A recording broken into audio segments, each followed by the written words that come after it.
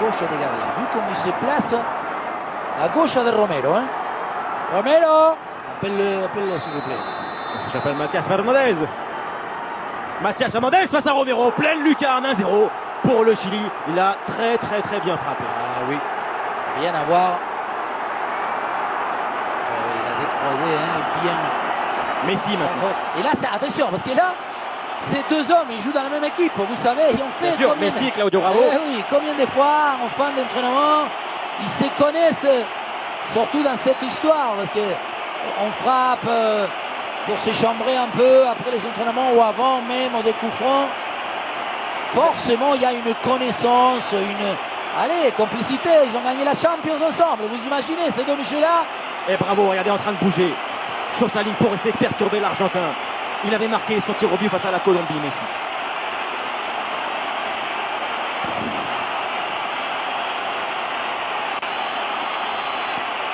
Les sifflets sur le capitaine de l'Albi Céleste, Lionel Messi. Et là encore, très bien tiré, croisé un partout.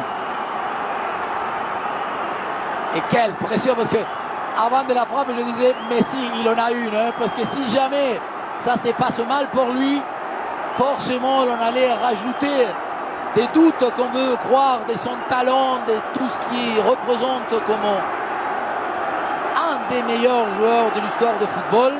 Arturo Vidal maintenant pour le Chili. 3 buts dans cette Copa América, dont 2 sur penalty.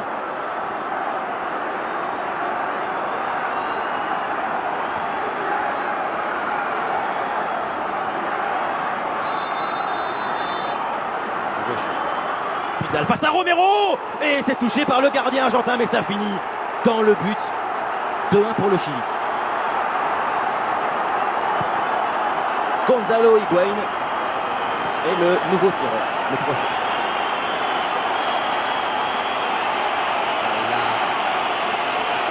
Il a deux sentiments, parce que pour le gardien, c'est rageant le fait de l'avoir touché, dévié. Mais la force, l'angle assez fermé trouvé par Vidal.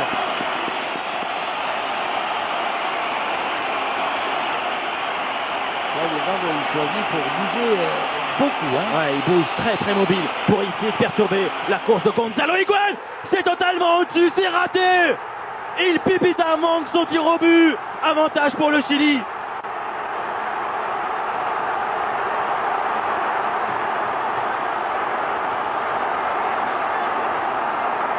On va dire, bien sûr, il en a loupé pas mal à Naples et à un moment donné, il en avait, je ne sais pas, 2 de suite, je ne me souviens plus l'histoire. Mais c'est évident que déjà, vu la puissance, la force qu'il met dans son geste, forcément, ce n'est pas du tout dans la sérénité qu'il le réalise. Aranguiz maintenant. C'est le tournant. S'il le marque, le Chili a déjà un avantage. Ce sera encore évidemment plus conséquent. À Romero de sortir un nouvel exploit, comme il l'avait fait à la Coupe du Monde, comme il l'avait fait face à la Colombie. Charles Aranguiz face à Sergio Romero. La frappe, elle est puissante aussi, placée. 3-1 pour le Chili. Très bien tiré, parce que là, c'est coup des pieds et à gauche du gardien. Donc,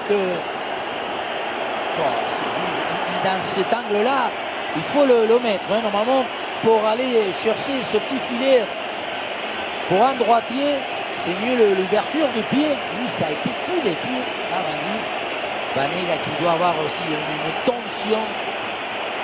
Il est le 3e tireur de l'Albi Céleste.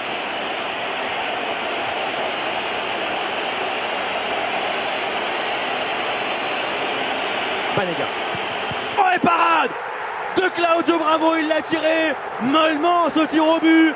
Et là, c'est un avantage crucial, favorable maintenant aux Chiliens. Si Alexis Sanchez marque, c'est fini.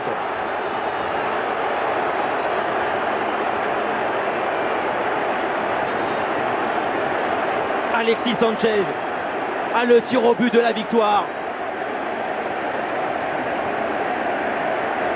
Pas toujours à son niveau dans cette Copa América, Alexis Sanchez, mais auteur d'une très bonne finale. Il avait manqué, rappelez-vous, lors de la Coupe du Monde, son tir au but contre le Brésil en 8e. S'il marque, le Chili gagne la Copa.